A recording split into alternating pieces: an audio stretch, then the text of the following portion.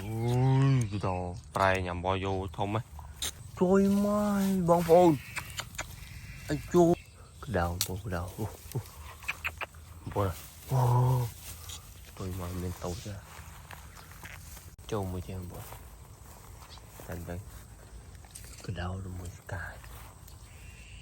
mấy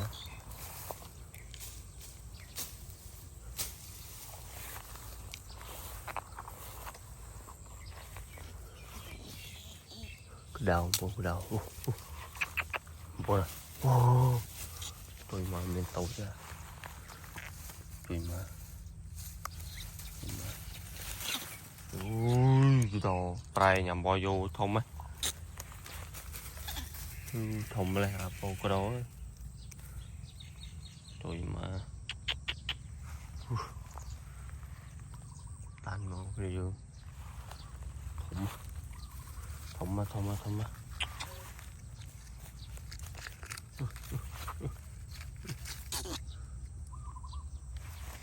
này thì chết cả muốn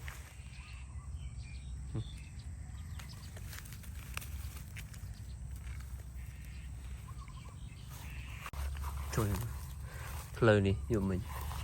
room rồi này mẹ ổn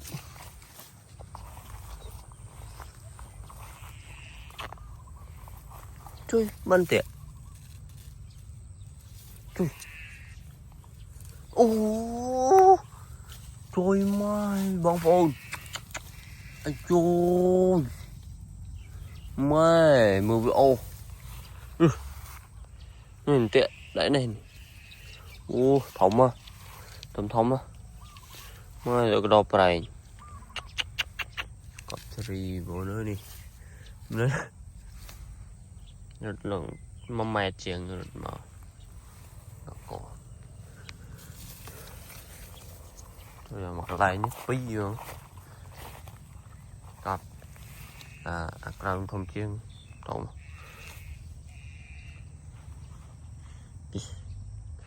thông mà đây để dương ở hai phần thằng ấy ta tiết để thôi dương ta tiết